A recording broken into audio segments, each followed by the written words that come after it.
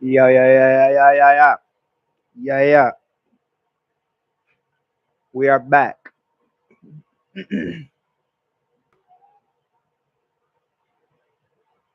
Crispy? Yeah, pretty crispy. All right, guys, welcome back. It's your boy Ty. This is Silicon Made Simple, a beginner-friendly YouTube tech channel. And today, I owe you this stream because it's something that's very important. And we've been talking about it a little bit, but I never gave you guys that in-depth dive that I said I was going to. That's why we're here today.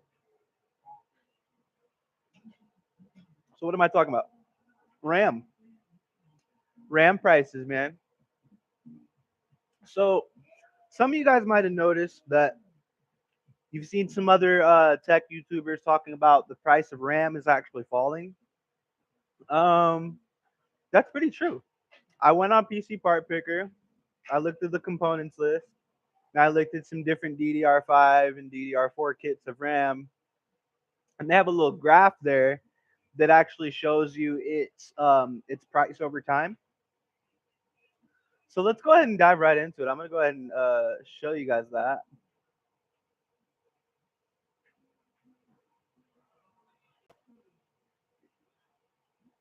Oh wait, my bad. I gotta do that one more time. I didn't hit the right setting. Yep.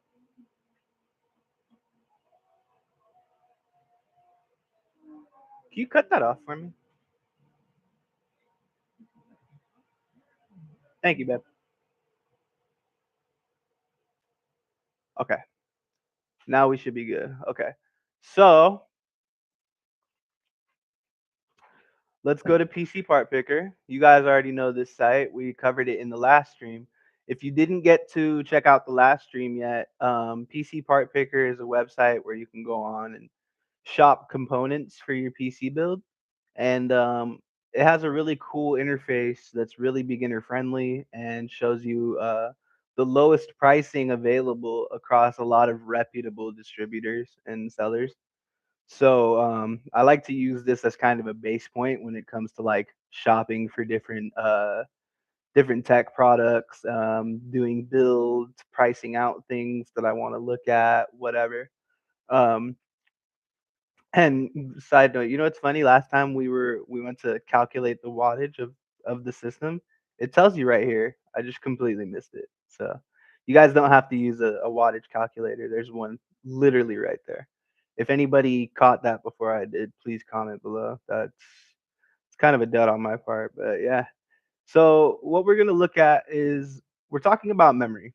Um, Now we're not talking about storage devices. Like we're not talking about hard drives and SSDs and NVMe's, whatever.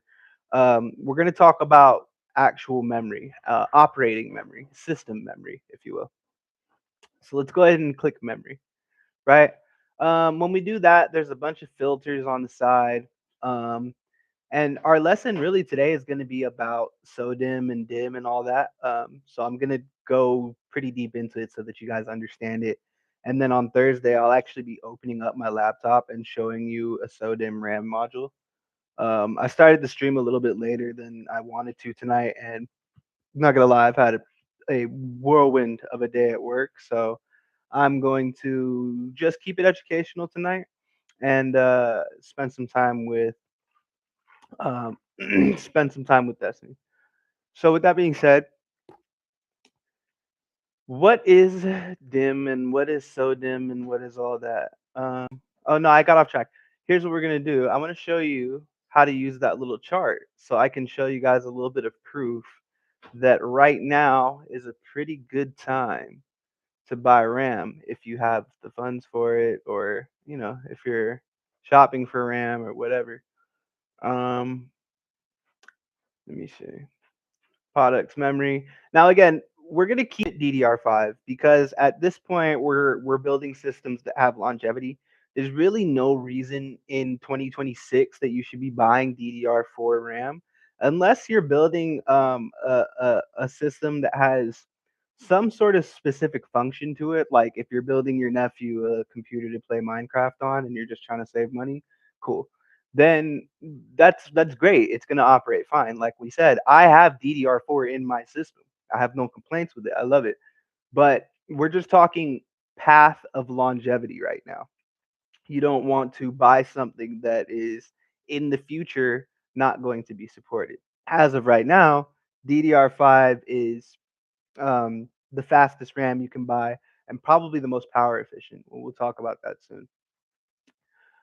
So with that being said, let's go ahead and look up a decent kit of RAM, right? So let's check out this G Skill. This G Skill is a two stick module. So you would get two in the package. They're both 16 gigabytes each for a total of 32 gigabytes of operating space. Remember, we talked to you about Caswell latency. So CL36 is actually pretty quick. Um, Sometimes you'll see CL40, maybe CL32. Um, but yeah, that's pretty quick RAM. And then you'll notice here, let's look at the price history in the last like 60 days.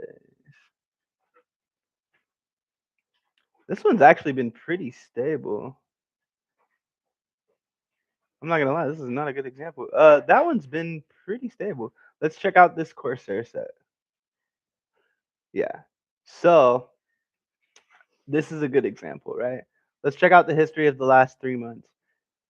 In December, around holiday time, at Best Buy and Corsair, which is the manufacturer of the actual module kit. Hi, best friend. I'm just saying what's up to my baby. Um, is the actual manufacturer of this module kit. Corsair makes the Vengeance RGB RAM sticks that we're talking about. Around that time, it was $407. And then, RAM apocalypse goes up, RAM shortage, AI servers, AI servers, and AI more servers, and AI plus a side of servers. And then you see this instant spike to about 439, right? So then it kind of stays there, dropped back, maybe some supply and demand principles at play, back up here. But just what was it, in March? So at the beginning of last month, this kit was around $440, give or take a few, right? And then now we've dropped to 369. And this is a very good kit of RAM. So that drop is caused by something. And I think we're going to investigate that a little bit today. We're going to figure it out.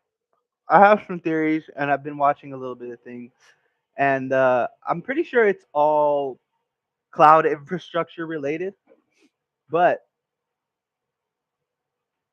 let's check out maybe one more. Crucial Pros. Team Group. Team Group has a pretty steady price history. So you'll see that although, yes, the price is expensive across the board, the stability of the actual price for that item, for that specific item, I should say, is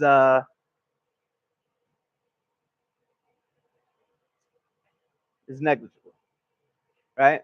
So now we talked about RAM. We're good to go there. Um, let's go ahead and explain all of these different types of form factors for RAM. So I could explain it to you just like this, but it's a little more fun for our visual learners if we watch a video. So I'm gonna go ahead and watch this video with you guys that I had saved, and then we can.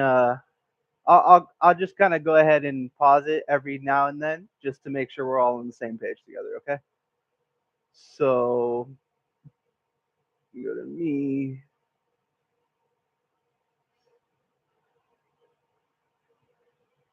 Want to break into cybersecurity but don't have experience? The Google Cybersecurity Certificate uses real-world scenarios to teach you technical skills. Because I You'll be feel able like to step foot in your first job and feel it's kind of comfortable and elementary, confident and in I the feel like I skills could that get you've through it learned kind of in the quickly. Let me know if certificate. you guys have any Enroll experience today. with the Google Cybersecurity course. Cybersecurity course. DDR1. DDR1 came out in 2000, and it was created because Okay, so like, you know, we've watched these videos before. These kind of have an abrupt start. So I'm explaining, this is every DDR RAM module explained in less than 8 minutes. For us, it might be around 10. I'll try not to talk too much because this is explained extremely simply. And this is a prime example of silicon made simple, to be honest. computers became heavier to run. So before DDR RAM existed, Wait, let me go from the start. I think the beginning was a little bit cut off. Here we go. DDR1. DDR1 came out in 2000, and it was created because computers became heavier to run. So before DDR RAM existed, computers still used something called SD-RAM. This SD-RAM was too slow since it could only send one data at a time, SD which stood makes for computers single stutter data. and have longer Single loading data times when RAM. we're trying to open something. That is why DDR-RAM was created, which allows sending twice as much data compared to the previous. So DDR is double data rate, which just means that it is 2 times the rate of the single one. SD-RAM. So as a result, computers became more responsive. In terms of speed, it runs up to 400 megahertz with a capacity up to 1 gigabyte, which was enough for browsing the internet, doing office work, and playing light games such as Doom. However, DDR1 also came with a problem. It's using 2.5 volts of electricity, which is a lot for RAM. And since it consumes a lot of electricity, it produces more heat as well. So that's what I was talking about when I said DDR5 is going to be the most efficient when it comes to power principles. I'm talking about heat, all that. Because remember, power efficiency isn't just for the power supply unit. It's kind of the same principle across the components of your system. So cooling is also important. That's why I talked about airflow. A lot of these RAM sticks will have a setup so that your computer's airflow kind of takes care of the cooling problem. But if you need advanced cooling for your RAM, it's available. There's water cooling for, just like there's water cooling for your CPU, there's water cooling for your RAM. So if you guys need any help with that, please feel free to reach out and I can suggest you some great products. So when RAM becomes too hot, your computer might crash or freeze. And what makes it worse is that DDR1 existed in the era of Windows Millennium Edition, which is the worst and the most unstable Windows version ever. So not only did computers keep crashing because of the overheating RAM, programs in the Windows Millennium Edition often experienced errors as well. That dreaded box that says an unexpected error has occurred and doesn't give you much information is most likely a memory shortage, or could be related to thermals. So just know if you ever had that, that was a direct communication of your RAM saying that it's no longer operating. DDR2. DDR2 came out in 2004 as an upgrade from DDR1. It ran at higher speeds, around 400 megahertz with the basic variant to 800 megahertz with the higher-end version, and supported. So remember, megahertz is the measurement of speed at which these RAM modules can operate. 2 gigabytes to 4 gigabytes of memory per RAM stick. With this amount of RAM, computers can now open more programs at the same time. But it wasn't only the speed that changed. Every RAM generation also comes with a different notch position. And in the... Let's go back to that diagram real quick because it's very important. Remember when we were talking about computer assembly? And I told you guys, you really can't put RAM in the wrong way because of how the notches are. Each DDR generation has a different notch position. That's what I meant. And I say all that to say it's literally impossible to accidentally install a DDR3 stick on a DDR4 board, or even the ones that are closer together. Like I couldn't accidentally have installed my DDR4 RAM on a DDR5 board because that notch is in a completely separate place. So that makes the assembly part of actually installing RAM much easier. With a different notch position. And in the case of DDR2, the notch was moved to the middle to clearly differentiate it from DDR1. More importantly, DDR2 also used a lower voltage of just 1.8 volts. This means it consumed less power and produced less heat compared to DDR1.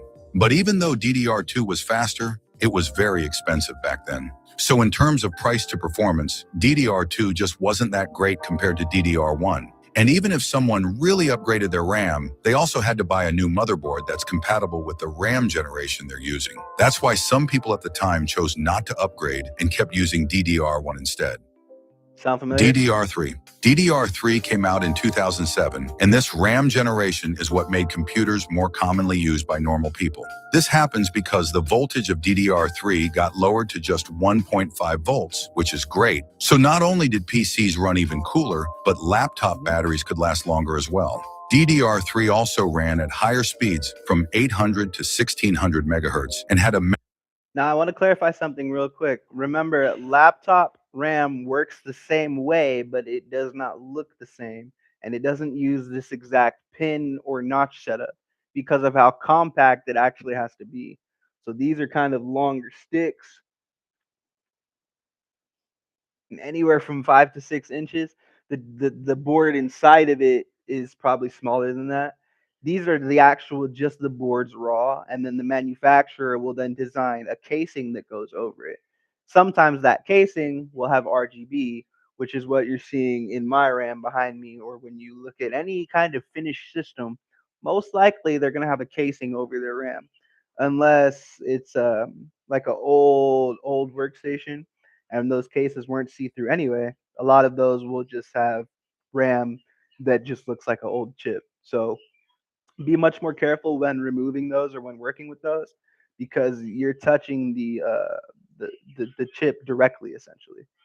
memory capacity from 4 gigabytes to 8 gigabytes per stick, which made it good for light photo editing, gaming, and heavier multitasking. But the most important thing about DDR3 was that it introduced dual-channel technology. With this Very feature, important. doing things feels more instant since 2 RAM sticks move data a lot faster instead of just 1. And not only that, this dual channel is also very useful for computers that use integrated graphics. Because unlike a dedicated graphics card that has its own memory called VRAM, an integrated Remember we talked GPU about doesn't have its own VRAM memory. on So in GPUs? order to load images, render game graphics, and things like that, it will use your system's RAM instead. That's why having dual-channel RAM will improve visual smoothness and even give higher FPS when gaming with integrated graphics. But just So make sure you guys understand that the GPU uses the RAM of your computer system. That's why it's important to have enough RAM for the GPU and the system to operate for optimal smoothness. a side note about dual-channel RAM though. It's always better to use RAM sticks with the same speed and brand. And this doesn't only apply to Don't mix and DDR3, match but your also RAM. DDR4 and DDR5. Because if you mix RAM sticks with different speeds, Or it will C. still work, but everything will automatically run at the lowest speed. And even if you try to change the RAM speed manually in the BIOS menu, your system might become unstable or crash later. You can also mix RAM Don't want to sticks be from different SOD. brands that have the same speed, but sometimes it can cause random errors or instability Boom. because different brands may use different memory chips or electrical circuits. Anyway, the point is DDR3 with dual channel was already really good, but it wasn't perfect in that era because even with fast I want to touch on one thing he said right there. Anyway, the point is DDR3 with dual channel was all errors or instability because different brands may use different memory chips or electrical Different brands use different memory chips or electrical circuit designing. The PCB design is not the same across all these brands. The count of the pins and the DDR5 or the DDR notch position will be the same. So Kingston is going to have the same notch position as the Corsair, as the same as Crucial, and they'll have the same amount of pins. But the wiring, the circuiting, even the amount of the chips and whether or not they may perform different things and how they make calculations is not going to be the same. That's where things kind of get changed. So I just want to make sure you guys are clear on that. circuits. Anyway, the point is DDR3 with dual channel was already really good, but it wasn't perfect in that era because even with fast DDR3, computers in 2007 still felt heavy to run. And the reason wasn't the RAM itself, it was because computers used Windows Vista. So Windows Vista was infamous because it consumed a massive amount of It resources used a like lot RAM and of power. your This happened system because space. Vista used a new 3D transparent design called the Aero interface. It looked nice and modern, but it also made computers computers feel laggy and slow. And not just that, even popular games in that era, such as Crisis, I don't were know if you also guys remember insanely that. heavy as That well. one was So in the end, DDR3's so smooth laggy. performance that I explained in the beginning only showed up when Windows 7 came a few years later. DDR4. DDR4 came out in 2014 and it became the current standard for modern computers. It typically runs at speeds from around 2,400 megahertz to 3,600 megahertz and supports much larger sizes from 8 to 16 gigabytes per stick. This made Let's DDR4 just. great for I video was gonna say editing, something different. programming, Let's just. streaming, playing AAA games, and much more. And since DDR4 was that capable, it stayed around the longest based on its release time. It has become so common that people just keep using them. Also, unlike the previous DDR generations that had some sort of problem in their time, DDR4 can actually coexist well with the operating system and various programs of its era. And talking about programs, today there are RAM standards that we No all must problem. know to run those programs. 8 gigabytes of RAM is the minimum for doing everyday tasks like browsing. So this is something that we talked about in the PC assembly video, how much RAM you actually need to operate your system. This is going to break it down for the visual learners once again and give you guys a quick recap because it's very important that we understand the amount of RAM changes how your system operates. The web and office work. But these days, 8 gigabytes of RAM is not recommended to have, especially since there are some programs like Google Chrome that consume a lot of RAM. I mean, look, Google Chrome at full capacity, if you're running multiple tabs and doing a bunch of things at the same time, it could be using anywhere from, the 5,000, almost 4,800 megabytes is almost 5 gigs of RAM. So an 8 gigabyte total RAM allocation for the entire system, no bueno. So in practice, you can only open maybe like 2 or 3 software at max. That's why 16 gigabytes of RAM is the ideal amount for multitasking. But not just that, 16 gigabytes is also important if you're playing AAA games or doing video editing. And it's usually always written in the system requirement because these kinds of programs are indeed that heavy. Now, these system requirements, when we download games from Steam, at the bottom of the description, make sure you guys go ahead and read this, and I'll break it down a little bit for you. Recommended, it's by the developers to tell you the hardware specs that you should have before running this game. If you don't have this as a baseline, then your performance or your experience with this game is not going to be anywhere near optimal. So it requires a 64-bit processor and an operating system. Most of these gaming CPUs, almost all of the gaming CPUs are 64-bit. That relates to the architecture. There's 64 and there's 86. We'll talk more about that in the CPU episode. Operating system, Windows 10 or 11. So if you have Windows XP or you're still running Windows 7, you probably don't want to play this game, whatever this example game is. Intel Core i7 8700K or an AMD Ryzen 5 3600X. Remember, again, when we talked about CPU architecture, as of right now, there's only 2 different types of ways you can go. You can have an Intel CPU or you can have an AMD CPU. So it tells you, again, your baseline, you should have at least this. So what I recommend is looking up the CPU that they put here and comparing it to your core and thread count of what you have in your system so that you know if you're going to have any trouble with processing this game. The memory right here, it tells you, is the recommended amount of RAM, not storage memory, 16 gigabytes of random access memory. So 16 gigabytes at least.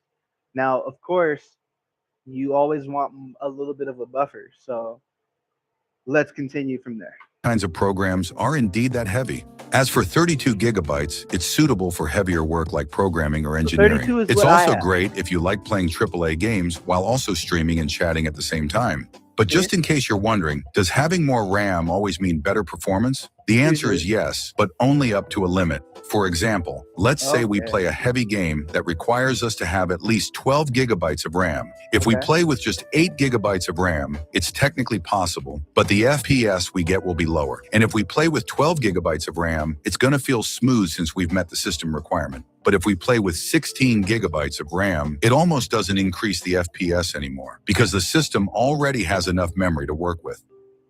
DDR5. So that's a key thing. So when it says that you need this amount of RAM, having triple that amount of RAM is not going to make the game work better. You want to give it enough space to operate without being bothered, but tripling up often is unnecessary. So just make sure you understand the amount that you need to operate, and then you should be good past that. DDR5 came out in 2020 as the top-tier RAM for heavy-duty workloads. It runs at much higher speeds, starting around 4,800 megahertz to 6,000 megahertz, with larger memory capacities at 8, DDR5 is what I 16, or recommend you guys 32 get. This gigabytes is per what's stick, going to which be is in useful for most demanding modern tasks like systems. 3D This is what I rendering, put in 4K the builds video that I do editing, today. and of course, high-end gaming. Every high-performance laptop and many gaming PCs use this RAM. The reason is simple, because the performance of DDR5 is just way better compared to DDR4, that if we play demanding games with the same setup, the amount of FPS we get is always better when using DDR5. Another thing that makes DDR5 special is because it has a feature called ECC, or Error Correcting Code, inside its chip. This Mhm. feature can automatically find and correct small data mistakes in RAM, so in practice, it prevents random data errors during correcting code inside. So ECC, error correcting code RAM, is actually part of the CompTIA Plus syllabus. It's one of the things that's talked about. It means one of those chips on your RAM is actually extra, and its only responsibility is to assist in calculating things that these ones cannot, so that there is no crashes. It's kind of like a fail-safe chip. Usual RAM, DDR4 per se, DDR3, any other non ECC RAM doesn't have that feature. So is it going to explode? No. But that's why you might get that little boom and it says a error has occurred. And you're just like sitting there looking at your screen like, what happened, bro? DDR5, ECC RAM, amazing. Its chip. This feature can automatically find and correct small data mistakes in RAM, so in practice, it prevents random data errors during long or heavy workloads. However, with all these features and performance, See? Boom, DDR5 RAM no is of boom. course more expensive than any other RAM, and for normal everyday tasks, DDR4 is still more than enough anyway. Especially when this video was made, we were in the era of RAM shortages due to AI data centers' high demand for memory, which is why RAM prices skyrocketed like crazy. Anyway, I also made some other cool videos too, so don't forget to All watch right. them later, Check out okay? his other videos. Amazing channel, bite-sized subscriber. We're gonna subscribe to the subscriber. Bite-sized explainer. Motherboard. The motherboard is a flat. I love these because they're very simple diagrams. So you guys can check his channel out too. Um, if you go over there, tell him I sent you. Go learn something new. Right. So that is RAM in a nutshell. That's every type of RAM explained, what the DDR means, how it works, how it operates. So now let's look this up, right?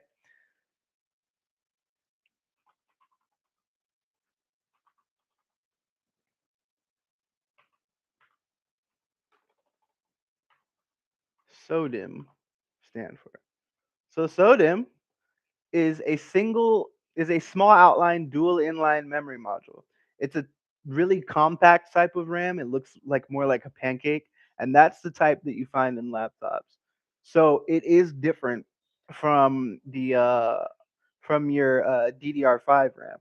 So look, SODIMM focuses on power efficiency, thermals, and long-term stability, right? So you're not a lot of the times you won't be sacrificing speed.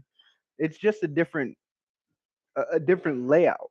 Um, so again, you won't be able to put these physical RAM sticks inside a laptop. Um, SODIMM is a different type of RAM. So if you're repairing a laptop, you need SODIMM, which stands for Small Outline Dual Inline Memory Module, right? So now let's go ahead and do some basic talk before I wrap it up. One of the things that I think is super interesting was the implications with RAM related to cloud infrastructures.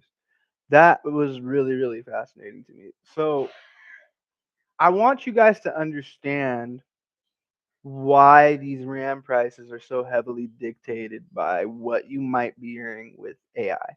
Right? So now that we understand what RAM is and how it works, you can imagine up to scale if my system needs 16 gigs of RAM to run the games and things that I want to play. How much RAM do you think the the systems that run Claude take? The systems that run OpenAI take? The systems that run Amazon Web Services? The systems that run NVIDIA's cloud? The systems that run um, Cisco? You know what I mean? Like this is a different game we're talking about when it comes to RAM. So to get a better idea, let's actually see. I wonder if there's a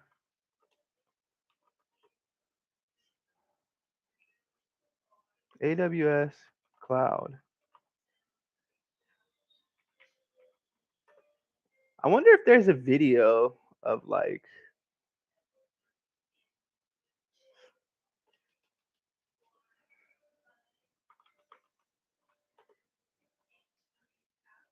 yeah, okay. Let's I don't want to do anything too dated. Can we get something a little more modern? This year at least.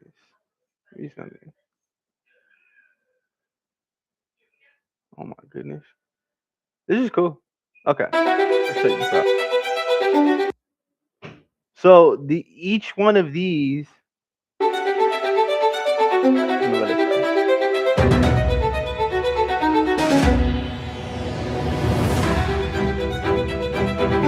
It gets crazy, bro. It gets crazy, bro. Think of how much RAM this needs to operate. These systems require.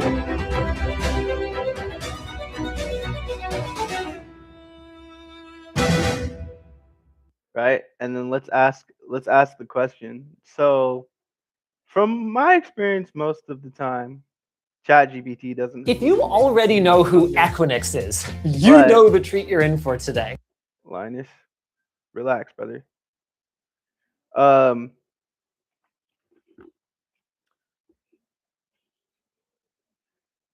let's see.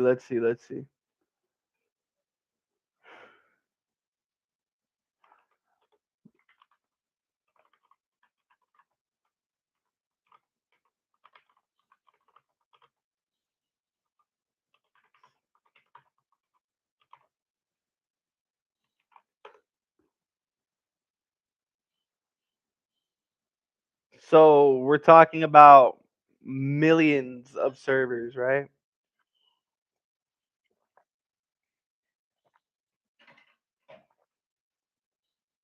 And this is just basic math. This can of course be checked, right? But look, AWS is estimated to run millions of physical servers worldwide, and this is just Amazon, right? This is not Cisco. A typical cloud server might have anywhere from like 16 gigabytes to 512 gigabytes of RAM, and that's one server, like one small server. Now remember, these server farms or these cloud factories, I like to call them, have tons of servers in them, right? So if we assume that 5 million servers with an average of 64 gigabytes of RAM in each one, that's like 320 million gigabytes, which is 320 petabytes of RAM, 320 million gigabytes. So, like, your 16 gig, my 32 gig system,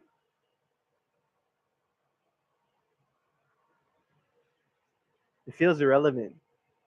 It feels just the scope of it is ridiculous, man.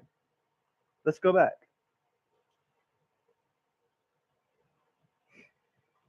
Inside a cloud.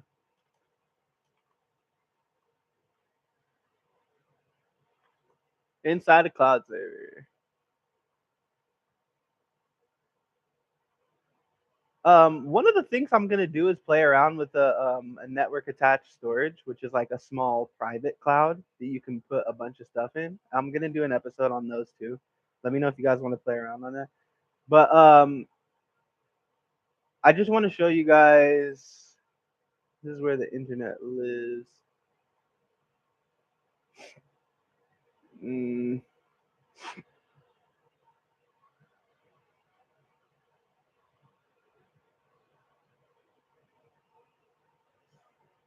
Let me see. Let me see. Sorry for the dead space. Microsoft reveals its massive data center. Google data center security, 6 layers deep. Remember we talked about immersion cooling? That's Microsoft. So we're gonna do a whole episode on cooling too. But all we had to do was talk about it, and let's just Opus check this Clip one does out. the 'Cause, rest, I mean, and then you just 2021 schedule it from right here. Wow, I pay $30 every And month now just for a schedule. they're probably Amazon running Web more Services DDR5, is an right? unrivaled colossus of the internet age, providing the computational horsepower underpinning countless organizations, I wonder how much from it actually Netflix to costs. BMW, Disney to GE, Tinder to the at all. CIA. It earns tens of billions of dollars a year. And if you've used the internet at all lately, you've probably used Amazon Web Services without even knowing it. Join us today as we enter the belly of the beast and take a sneak peek inside an AWS data center. In stark contrast to its cardboard boxes, vans, trucks, jet planes, and warehouses, Amazon prefers not to brand its vast portfolio of gargantuan data centers. But these monumental server farms are the very guts of the firm's wildly successful AWS, that's Amazon Web Services division. AWS began life at a 2003 meeting in the Oh, Lake this is House just of an CEO. informational video. It's not actual like footage, it seems like. $500 billion was spent on cloud see. computing last year. Bro, you got in there, bro?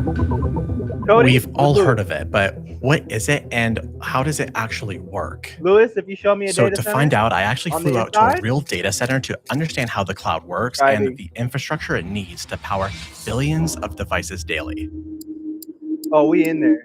Good job, bro. This is fantastic content. First, what is cloud I computing? wish I knew about that Well, earlier. here it is in 27 words. Cloud computing is the delivery of computing services like servers, storage, databases, networks, and more over the internet to offer faster innovation, resources, and economies at scale. Simple button on the cloud. But So that's what a cloud is.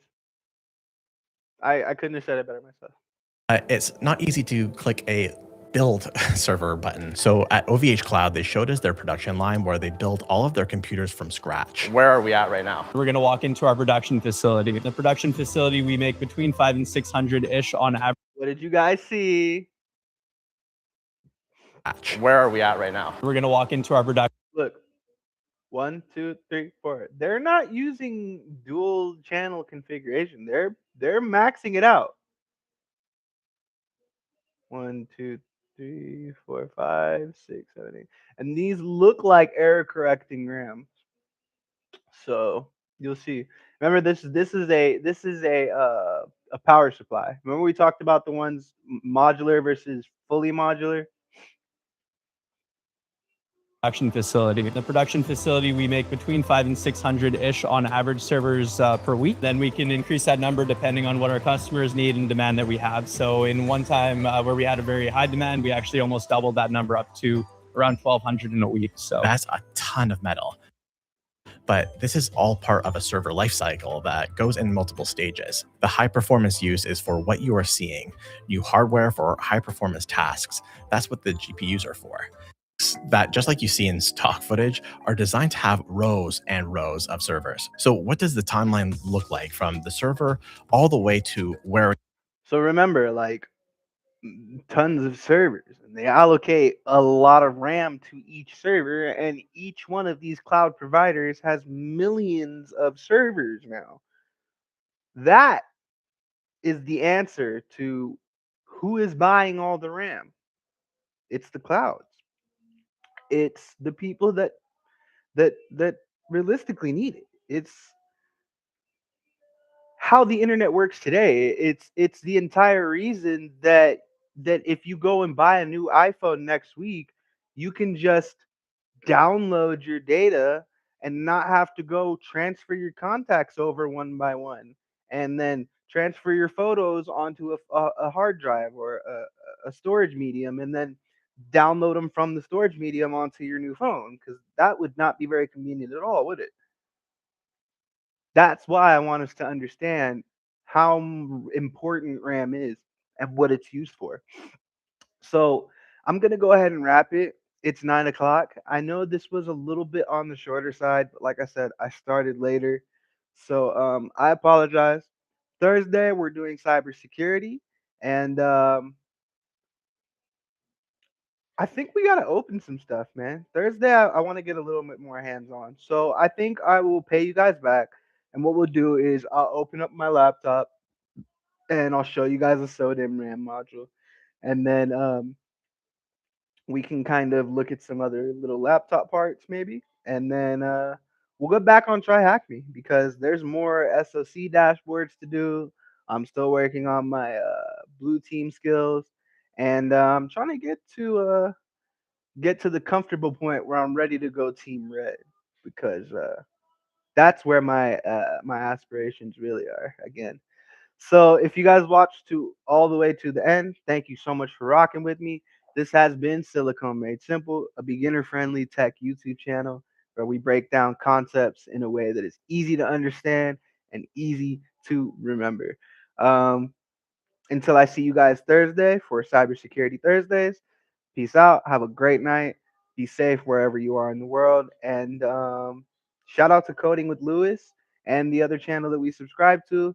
Go ahead and give them a subscribe, a shout out, tell them I sent you. This community is great, man. We all have each other to learn. So let's do it. Peace.